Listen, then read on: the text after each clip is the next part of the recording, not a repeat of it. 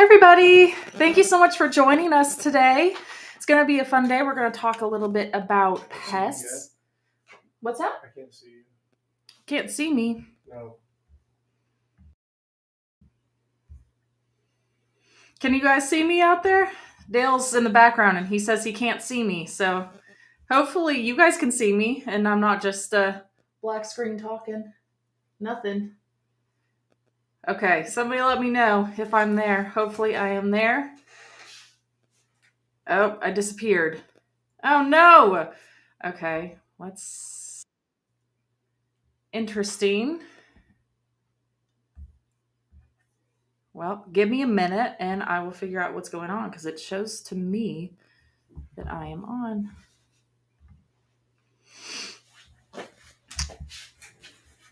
Maybe... No, it's still showing not. I did that, yeah. I have Dale over here helping now.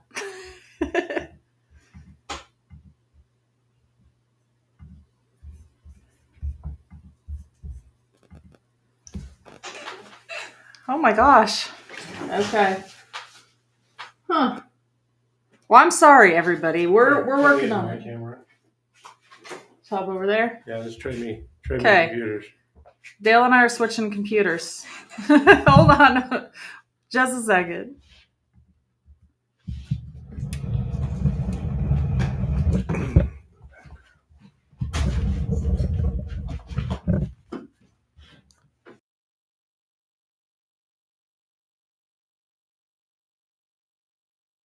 Okay, the audio.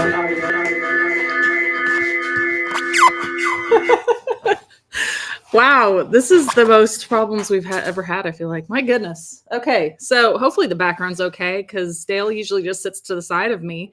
And I don't know what is going on with mine, but somehow my computer wasn't working. So now, oh, and it even says that I'm Dale too. So I gotcha. I am not Dale. I am Carrie. Hi, everybody. I am so sorry for the issues we had, but hey, we're only 3 minutes in and we have it fixed. So we are all good now. Woo! So welcome everybody. I am excited to talk all about pests. I feel like pest management is one of the biggest things because honestly in the garden, I mean, there are so many pests sometimes, and being able to manage them organically is key, especially for us because we're going to be eating a lot of the food that we're growing, and we want to make sure that we can handle everything and we know exactly what's going into our food. So everything we can do to help the beneficial critters fight the good fight and get rid of the pests is great. So we are here in Zone 7 in Oklahoma City. So welcome everybody. I love to see everybody over here from all the different zones. I see we have a lot of people from Zone 9. I see some of those. Oh, Mustang. Hi, Sue. Did you have wind? So, oh no, a third of a peach tree. Yeah, we had a huge storm go through last night here in Oklahoma, and it was supposed to be like 80-mile-per-hour winds. Like it was really intense. We didn't have much damage. I mean, we did see a pea that got knocked over a tree. And nothing really big happened here, though. Luckily, we were so lucky. I feel like our house kind of blocked our garden, and we have big trees around the garden too, so we were pretty lucky there. But we did lose one pea plant, but it's okay. We have a lot of those, and I was out there snacking, so we have plenty.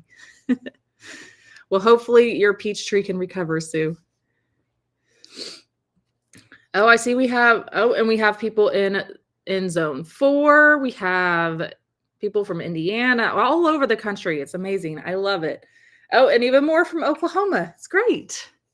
Awesome. Well, welcome everybody. Thank you so much for joining. And if you are new here, I'm Carrie. My husband Dale and I are the creators of the From Seed to Spoon app. We along the way of starting growing our own food, we had a lot of different problems that we ran into, and we kept thinking, man, there's got to be an app for that. So we went through and made the app, and it's been an amazing ride and I love it.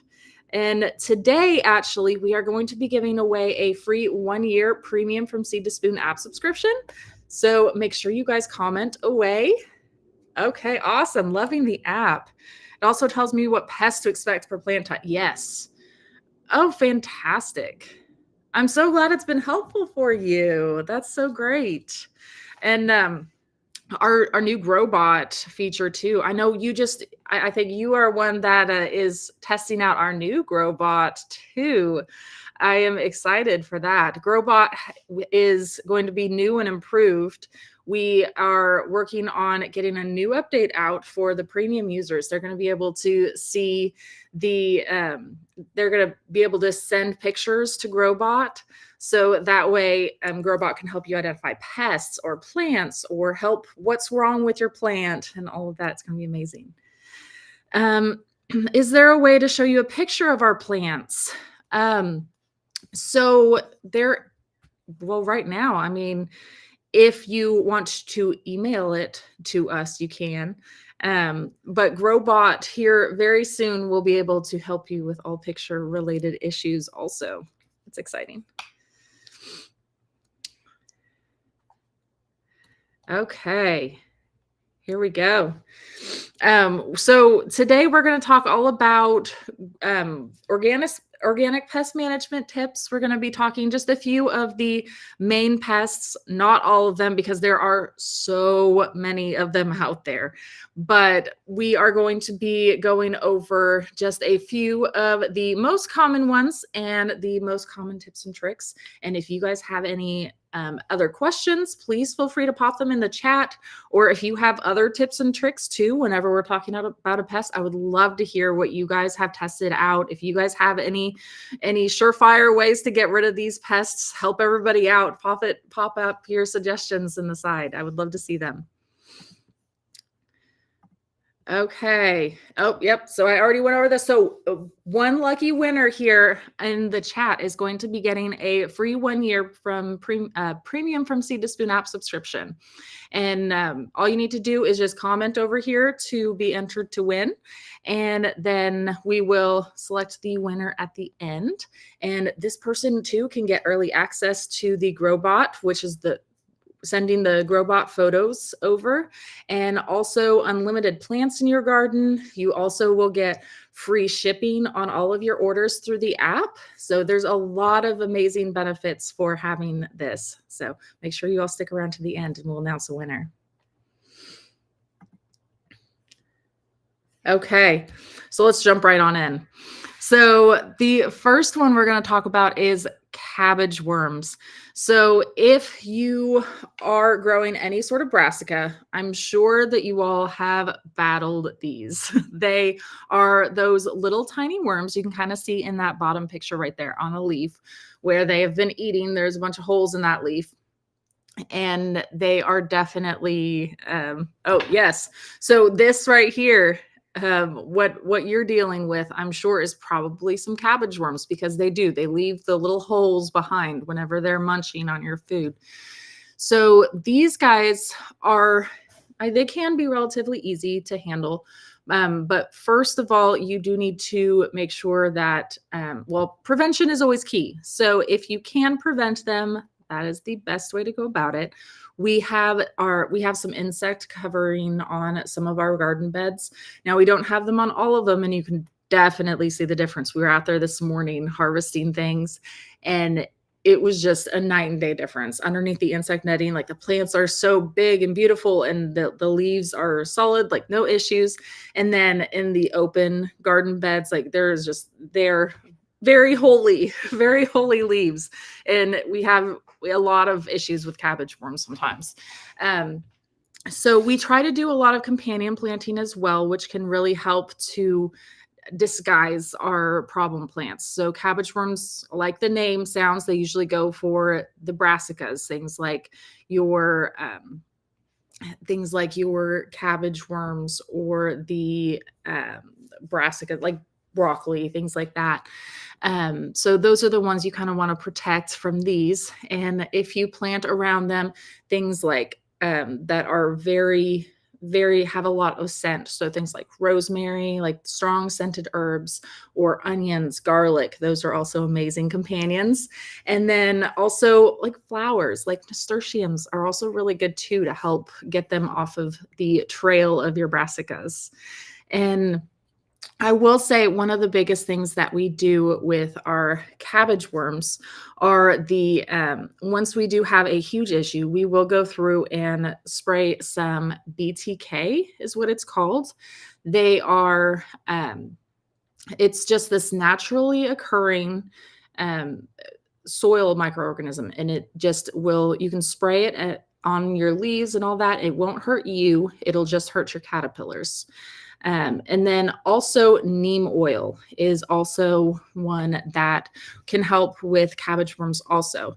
Now, you do want to be really careful with neem oil if you are in the hot weather. So anytime you have temperatures above like 90 degrees or so is typically what I say. You want to be careful about the spraying neem oil because it can suffocate your leaves. So definitely if it is hot out, spray it like first thing in the morning. Do they eat Brussels sprout leaves? So yes, for sure. They would definitely be after Brussels sprouts as well. So Brussels sprouts, broccoli, cabbage, kale, kohlrabi, cauliflower, all of those plants that are in that same family, those ones are all ones that these guys will go to. And if you ever see those little, you can kind of see it in that screenshot over there, that little white moth, almost like a little butterfly. That's what they look like whenever they're flying around your garden, and then they land on your brassicas, and then they lay, and then the worms will, the cabbage worms will come from that. So you want to be watching out for both.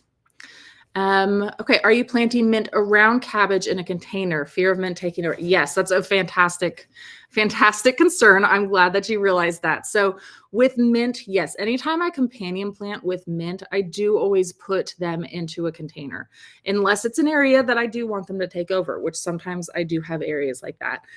But yes, if I'm using it as a companion plant for pests, I'm putting it in a container, and most likely like a 3-gallon, 5-gallon smart pot or so. I just set it next to the problem area, and that'll be good. Okay. Do we have any other questions about cabbage worms before I go on to the next one?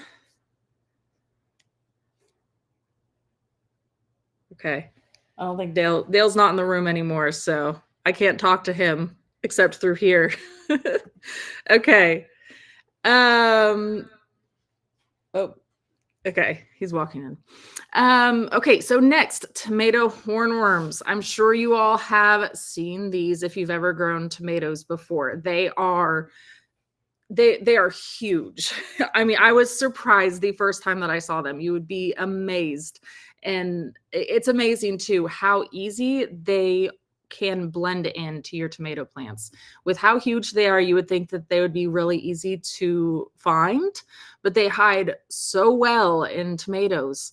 And so they are these really, really long, fat caterpillars. I mean, that's the best way to describe them. And they do have this little like it looks like a horn, I guess you could say, on the edge, and they look super threatening, but they won't hurt you, but they look very threatening. And I know a lot of people will handpick them, but I am still terrified of them just because they do look menacing. So I'm always wearing gloves when I pick them, or something, because they're menacing. And I do want to point out too, so these are ones that, again, if you can prevent them, it is great. And I always say, try to go about bringing in these wasps into your garden, because they will help you with the hornworms, and they will demolish your hornworm for you. So in this picture up here, you'll see there's a tomato hornworm that has the little white eggs on it. That's actually a wasp that has laid eggs on that hornworm, and that hornworm is gone. Like it's going to be dead within, really quick. So you don't have to worry about it anymore, but let it be if you see that, because then it will hatch more wasps that will help you out in the garden. Okay, so I see a question. Last year, I planted basil around my tomatoes and a few other things and didn't have any caterpillar issues. Yes, that's great. Yeah, basil is an amazing companion plant. So basil, marigolds, calendula, even nasturtiums, all of those. Dill is another terrific companion plant because it helps to bring in those wasps as well. And like I said, these wasps will really help a lot with these hornworms too. Um, Now, there are a few things that you can do as well. There, again, you can do the BTK spray, which will help you with any sort of issues. I typically, whenever I have an issue, if I have a tomato plant that has like more than one hornworm on it, I will spray that plant. But typically, if I see that, like, I'll just hand pick and try and manage it that way. But you definitely can use BTK for them as well as diatomaceous earth. Again, you do need to be a little careful with diatomaceous earth and not put it on like any sort of blooms or things like that because you don't want to hurt like the bees or anything like that. Okay. Any other questions about tomato hornworms? Get a black light. Oh, yes. Thank you so much for bringing this up. I have wanted to try this, and maybe this year I will finally remember to do this because I keep seeing the suggestion and I've never done it. And I definitely want to go out there and try it because they are so hard to find in the daytime. They're huge, but it's so hard to find. I love this idea. I'm definitely going to try it. I've heard a lot of really good things about how it works. I saw a lot of white flying things around some tomatoes I grew last year. What are those? Um, Probably white flies. If they were smaller, that's probably what I would imagine.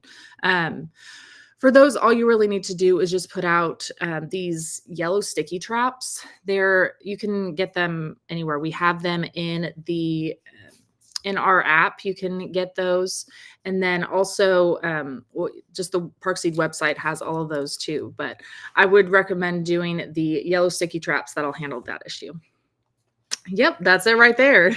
And then also, if you have a pest or a plant or something that's out there too, like that's one thing that I've been using the new Growbot feature for. I've been going out there being like, ooh, what is this? What is wrong with this plant? What pest is this? And just taking a picture of it and sending it over to Growbot, and Growbot will help me identify it and then tell me what to do also, which is amazing. I love it.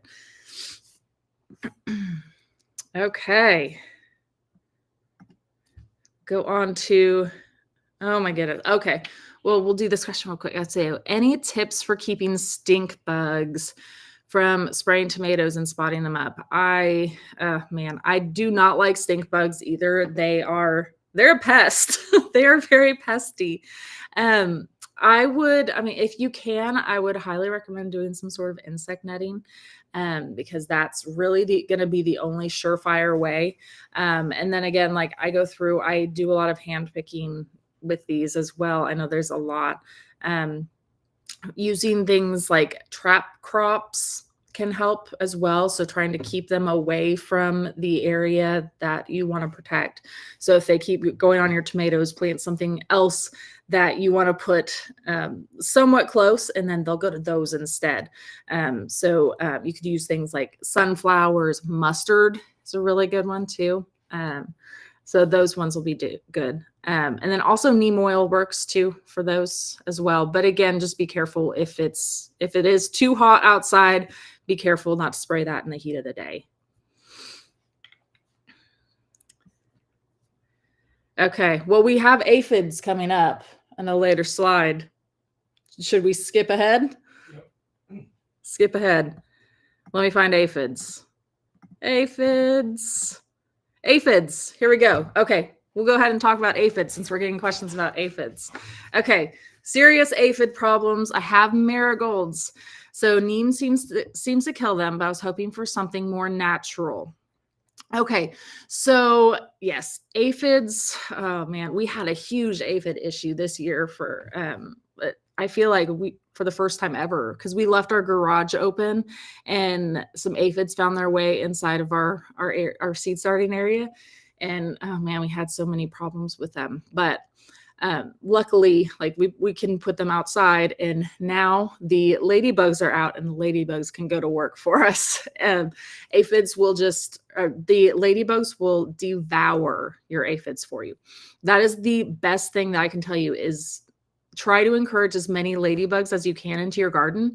And this picture up at the top is actually a baby ladybug, and they will eat so many aphids. They are incredible, and they will go through and I know they're weird looking because the first time we saw them, we're like, oh, what is that? We thought it was some sort of pest, but no, we actually found out it was a baby ladybug, and they will devour aphids for you too. So anytime you see that, it's a great thing, and leave it be.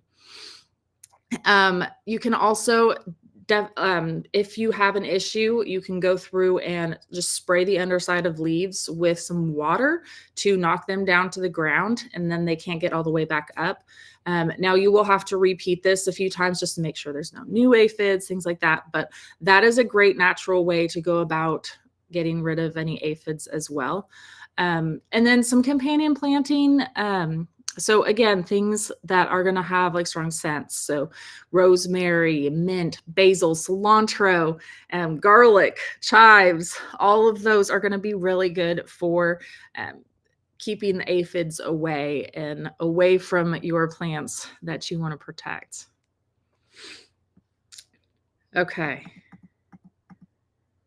I think we were on squash bugs. Yep, we were on squash bugs. Okay. So squash bugs are my nemesis in the garden. I don't know about everybody else, but this is probably my biggest nemesis in the garden. I do not like squash bugs. They will destroy my zucchini, and I love zucchini so much, any sort of squash. And so anytime they come out, I get so mad, and I'm over there trying to get rid of them. So really the best thing to do with squash bugs is to try and prevent them from getting a hold on your plants. So things that you can do is whenever your zucchini plants are starting to grow, we've been trying to grow ours almost vertical. I know if you've ever grown zucchini before, it's really difficult to do because there's it's real big, like almost bushy, but if you kind of help tie it to like a T-post right next to it and kind of try to train it to grow vertical, it can really help as well because you will see if there's a problem faster, and then all your beneficial creatures in the garden too will help. So things like praying mantis will find them, and they will help you with that fight as well. So you kind of want to train them up to grow vertical if you can. And again, just going through and inspecting the bottom of your leaves is where you will most likely see the eggs being laid. And up at the very top, that's a picture of the squash bug eggs. So if you ever see that, you can take any sort of sticky tape and stick it off, or a lint roller. You can take a lint roller and roll those eggs off. And then the middle picture right here is when they just hatch. So they look like all these little tiny like spiders. Ugh, yeah, it's really creepy looking. But again, you want to do the same thing. You want to get rid of those suckers as fast as you can. And this down here is the adult squash bug. So if you see that, definitely get rid of it if you can. We do a lot of hand picking and tossing into like a jug of soapy water. Really, that's about all you can do with squash bugs organically. There's not great methods.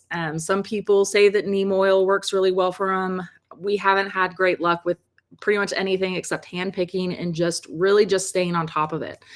And there are some things. Oh, can I train yellow squash to grow up? Yes. So any sort of yellow squash or zucchini, things like that, you can definitely do it. So what I do, it's the same as with zucchini. I just put like a little T-post next to it and just kind of tie it to grow vertical going up.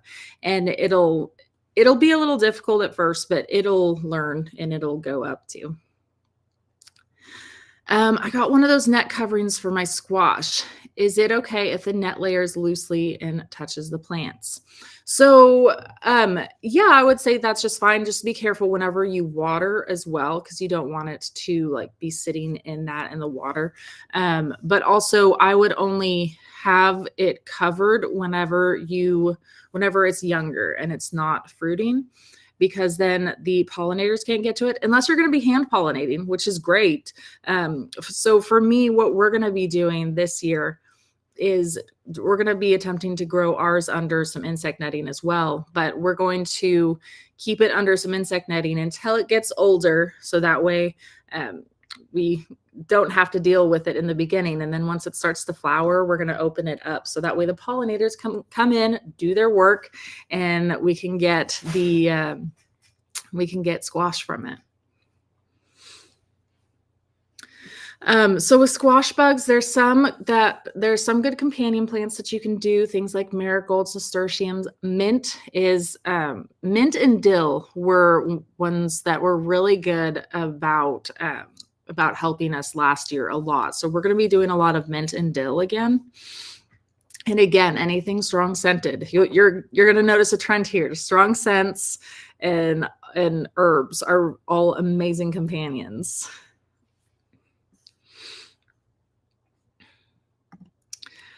So while we're on the topic of squash, will chickens eat squash bugs? Did our chickens eat squash bugs last year? I don't know if they did or not, but I feel like they would. I feel like they would. Spiders do. Yeah, spiders do. Yeah, that's a good point. Yeah. But yeah, for sure. I mean, I would, if you have chickens, absolutely go for it. Like, give it a try, see if they'll do it. Okay, so what is hand pollinating? So you would be essentially doing the job of the butterflies and the bees. So you would be going through and helping the pollen go from the male flower over to the female flowers. So it's sometimes people can take like a Q-tip and go through and just rub it along the male flowers and go take it over to the other one.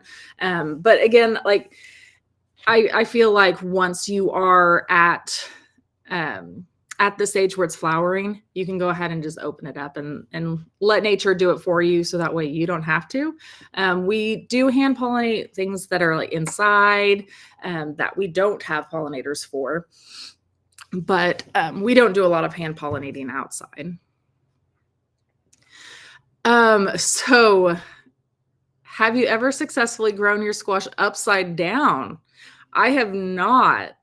Yeah, I haven't ever tried doing that, but that's definitely an interesting question. Has anybody else done that? I'd love to see in the chat if somebody's done that, but I have not tried to do that before. So on the same level as squash bugs, squash vine borers are no fun. They are, if you ever go out there, your zucchini or your yellow squash, it's doing amazing. And then the next day you go out and it's just dead, like boom.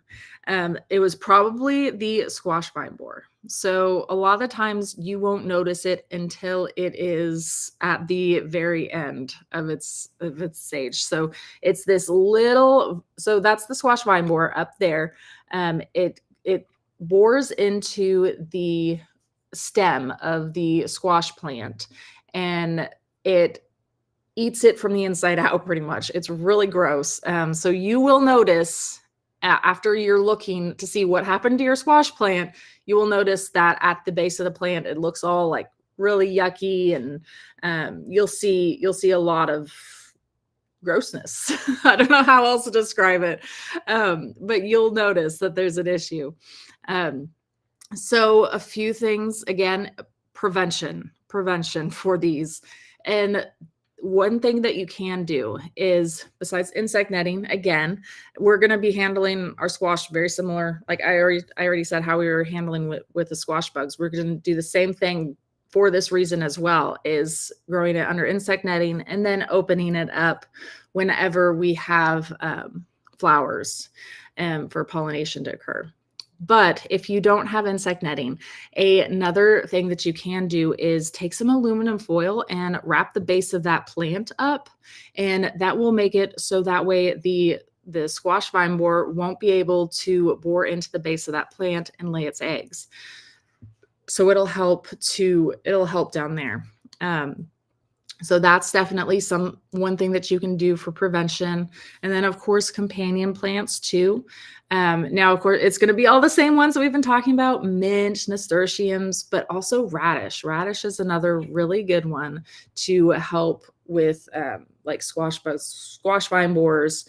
So that's definitely something that I would recommend trying. Okay. Do you have any more questions on squash bugs or squash vine borers before we move on? Not seeing any. Okay. We can always come back to things too if you guys think of something after.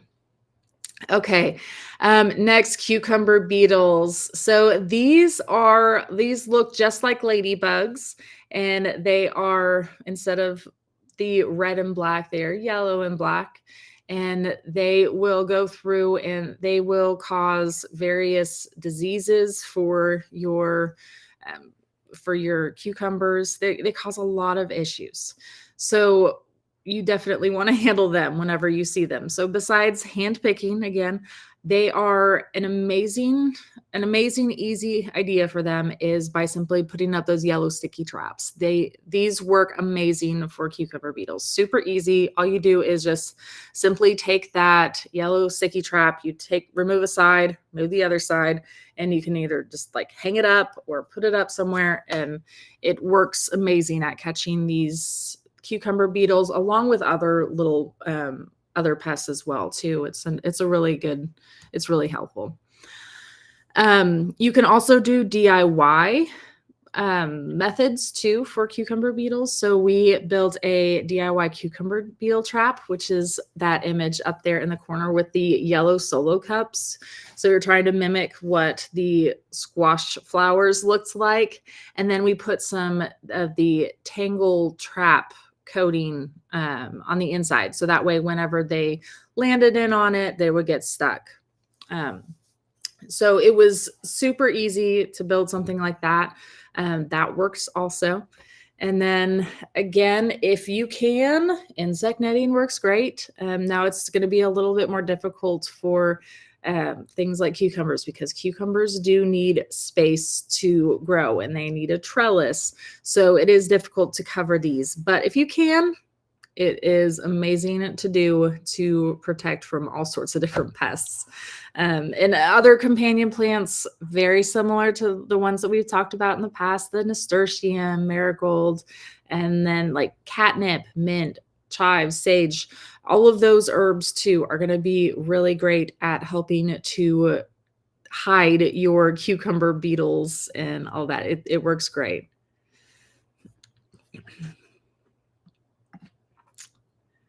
Squirrels. Okay. So I put up squirrels because squirrels are something that we are battling this year. But we do have a lot of these tips will work for any sort of squirrels or rabbits or voles, mice, rats, things like that. A lot of these suggestions will work for all of those. The biggest the thing that is the most effective is going to be that motion activated sprinkler. It works amazing at keeping all sorts of small critters, even the larger critters. So things like cats or deer, even if you have those types of issues, they have been known to help with that as well.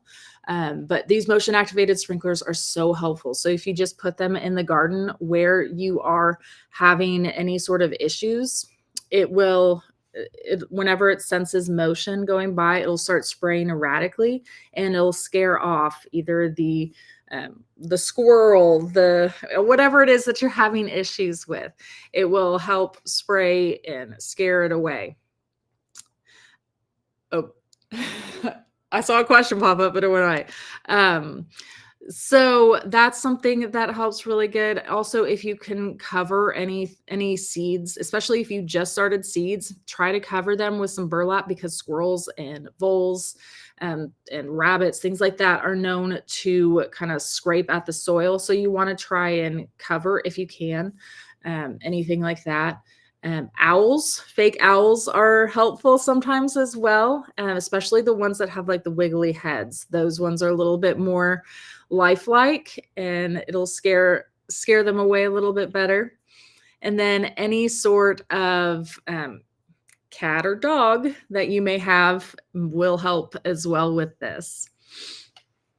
And so companion plant wise for squirrels, they again do not like the sense of like things like onions, garlic, chives, and that goes with a lot of those small rodents too. And then if you want to try and protect like the outside of your garden, some people lay down things like bone meal, blood meal, because they don't like using things like that. Can you hit a button to turn it off from spraying humans? So yes, that's a great question because it has gotten us on more than one occasion, and it's pretty funny. Um, I don't know if there's like a button. I'm sure they're all motion activated sprinklers are going to be a little different. I'm sure that there's one that has a button or something along those lines, but we usually just turn it off from the source and so that way it's turned off and then we go into the garden and then whenever we leave we turn it on. So that's how we usually handle that. Yeah, so I do want to mention too. So if you see on the side, I've been sharing all these screenshots of the app with these pests. I want to make sure that everybody does know that all of these pests and organic tips and advice, things like that is all in the app as well. So make sure you check that out. There's pests, there's beneficials. So if there's anything that we didn't go over today too, I'm still continuing, but if there's anything that I didn't hit that you want to look at, go check the app out or go check Robot out as well. And also we have that QR code up on the top of the screen too. So if you don't already have our app, make sure you download it right now. It'll help you out. Okay, slugs and snails. This is something that people always bring up. And there is a super, super easy solution for these. And I just harvested some collards this morning and I had a snail of all things on one of the leaves. Yep, definitely. Especially if it's a morning time. Yeah, you'll see them out a lot. And one thing that we do is like before bed in the evening time, we lay out these little small saucers and we just pour in a little bit of beer right there. And yep, you see Joshua Gordon, he knows. Put some beer in those little saucers and these slugs and snails will be attracted to that right there and they will hop in there and they will no longer be an issue for you. So that is a super easy trap to do and works amazing to keep these slugs and snails out of your garden. Again, there's also things like baits you can lay down or diatomaceous earth, but honestly, the beer trick works super well. You could also do things like laying down crushed eggshells around the base of your plants. That can help too, because they can't really walk over that. It's I say walk over that, slide over that, I guess. It wouldn't be great. So there's a few tips, but yeah, once you do the beer trick, you'll never go back. It works amazing. Okay, we already talked about aphids. We skipped ahead of that. Ants. Okay, we figured that somebody out here would bring up ants because somebody always brings up ants no matter. Oh, yeah, there we go. I figured we had somebody. East Texas and fire ants have heavily invaded my raised garden beds. Oh, yes. Okay, so fire ants. Oh, that's nasty. So I will say, like, unless they are fire ants, like regular ants aren't actually an issue unless they're an issue for you. Like fire ants, obviously, you do not want them in your garden. But ants themselves aren't necessarily a pest, but I do understand that a lot of people want them out of the garden. I do too. But one thing there's a few things that you can do. One of the easiest things that we've done just to like relocate our ants is by boiling some water in a pan and going out and just dumping it directly over where we have the issue, and that will help as well. That'll help them move away from your garden and hopefully move somewhere else that you don't want them. Things like these ground cinnamon, peppers, things like that can also be helpful. We also made traps with like borax and sugar before for like really big problem areas.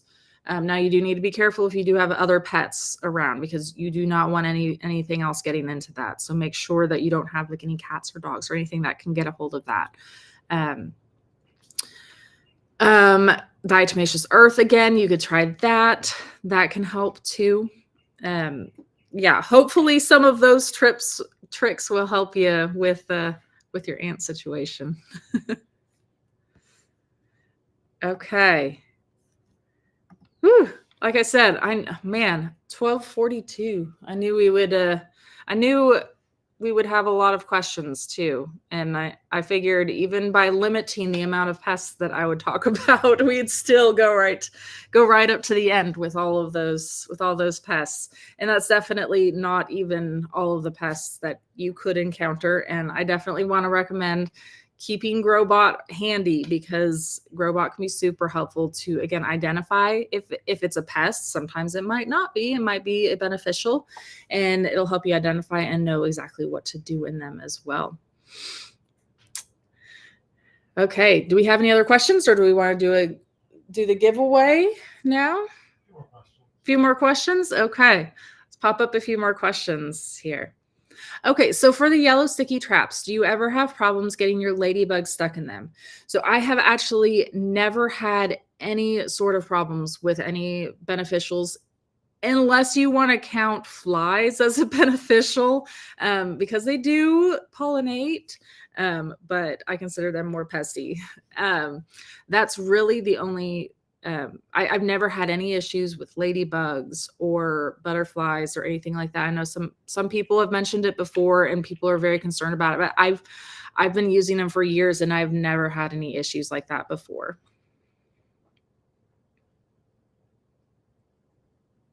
I got one of the 17-inch Vigo beds. Should this be tall enough to keep rabbits out? Probably. It should be good. I guess I should probably test this out. We used to have these giant, like Flemish giant rabbits, and they would hop around, and we let them free roam sometimes in the garden when we're cleaning up. That's fun. But yeah, I would imagine, because we have one of those too, and it worked pretty well for keeping out. It works pretty well for keeping out all sorts of things. Okay, I'm wondering how to tell the difference between ladybugs and some that look similar to them, especially when they are small. Oh, you popped one out. Okay, so difference between ladybugs. So again, I would always use Growbot. If you are in doubt, and send them a picture too. It's hopefully going to be going live, this new feature, very soon. But if you are not and you have premium access right now, email us here within a day or so, and within 24 hours, and we will get you access to it. So that way you can start testing out and testing the difference between all the different creatures that you can see out in the garden.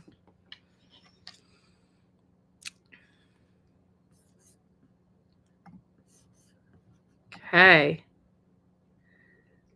Do you notice less pest issues in raised beds set away from other plants, or do the pests find it all the same? I think it really just depends on what's going on around it.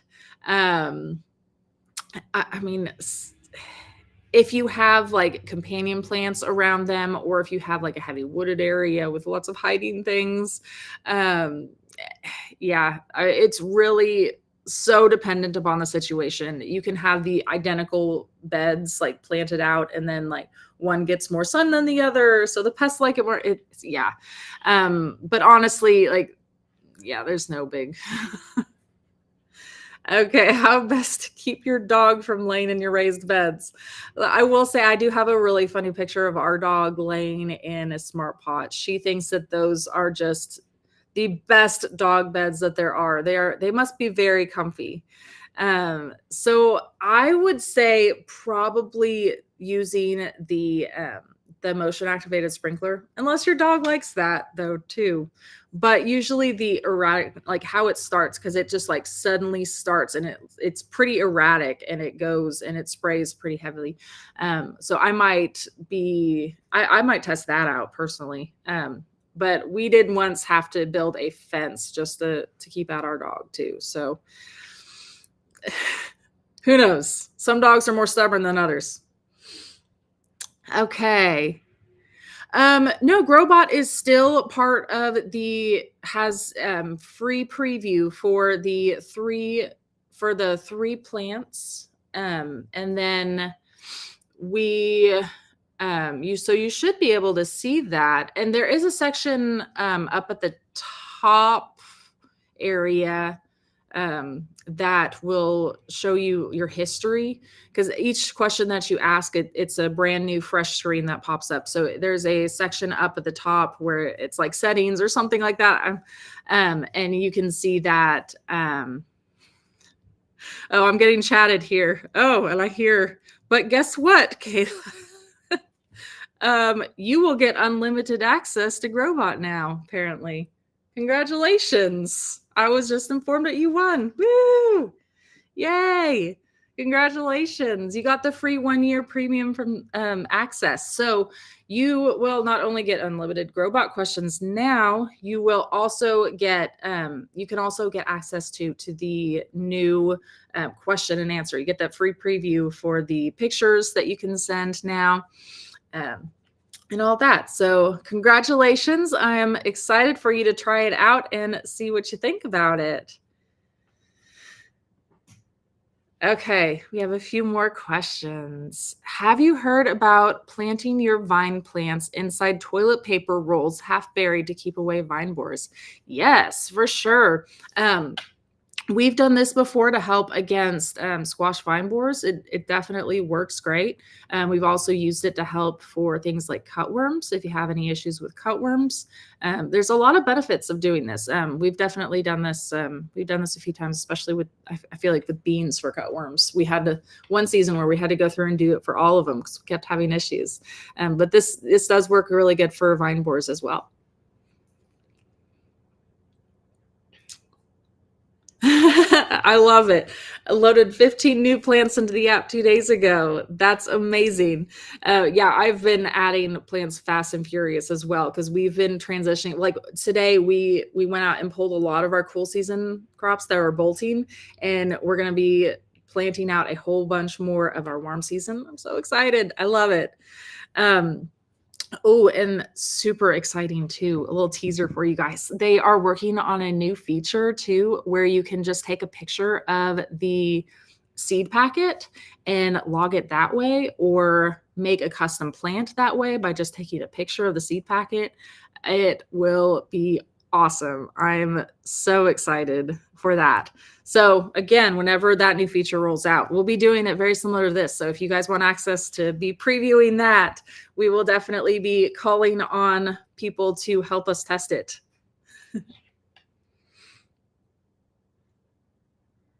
Okay. My biggest pest right now is the weather.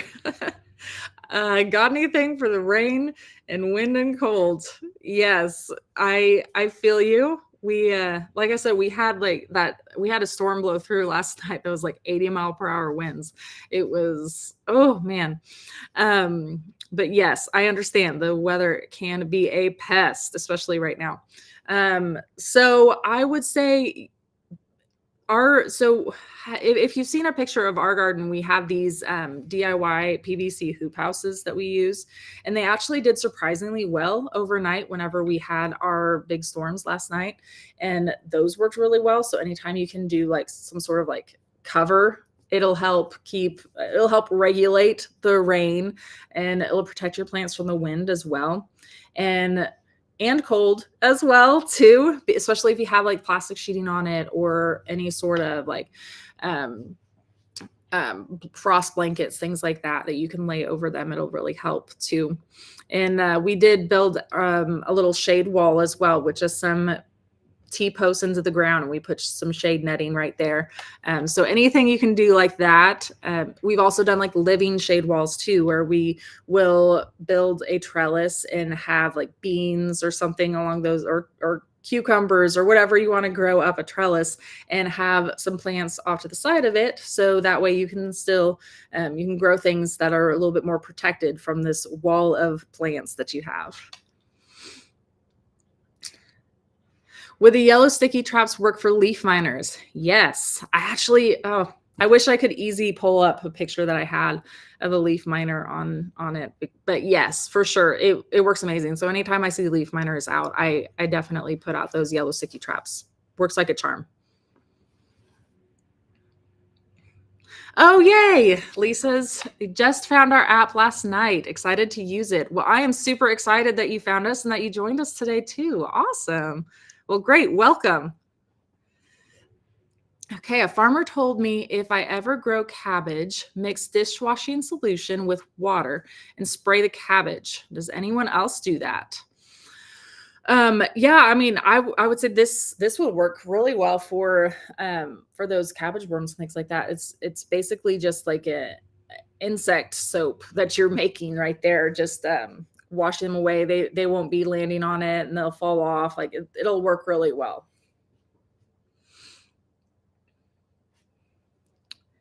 Okay, what can I use for my garden to make a flea and tick treatment for my dog and cat? Oh, I don't know if there's anything particularly like off the top of my head for flea and ticks. I mean, maybe something like lemongrass or lavender. I know those sometimes can be beneficial.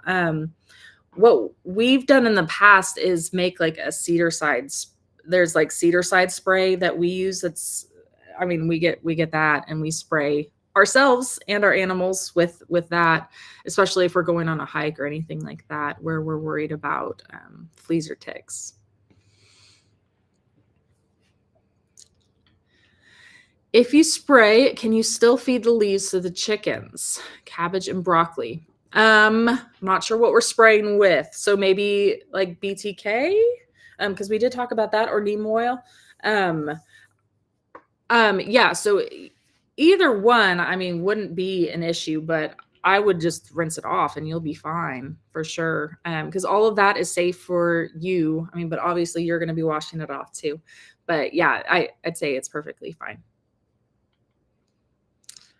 Okay. Well, thank you all so much for joining us today. This was super fun. And we're going to be doing this every single week too. So if you are just joining us, hopefully you all will join us again next week.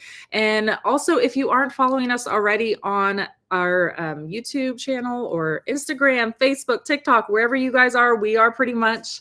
And also, if you are out there and you have premium, make sure to send us an email. So that way you get the early access to these new features that we were talking about, where there was the send a picture for identification and suggestion for that. So I am super excited about that. So if you have access already and you want, or if you have premium access and you want to join in the fun of testing Growbot, go ahead and send us an email. I always forget to mention that we do have a Facebook group. What is it called? Yeah, I forget what it's called. But we do have a Facebook group. So if you guys want to keep chatting, pop in there. I would love to keep chatting with you all there and have you all chat again amongst each other, because I think it's amazing. I love the community that you guys build and everybody chatting about plants and tips and tricks. It's amazing. So I would love to see you all and chat with you all during the week as well. So just search for From Seed to Spoon. I think it's called like grow your own food with From Seed to Spoon. I think is what it's called, something like that. But it's links to our Facebook also. So I hope that we will be seeing you all soon. If next week, same time, same place, we will be here. I'm looking forward to it, everybody.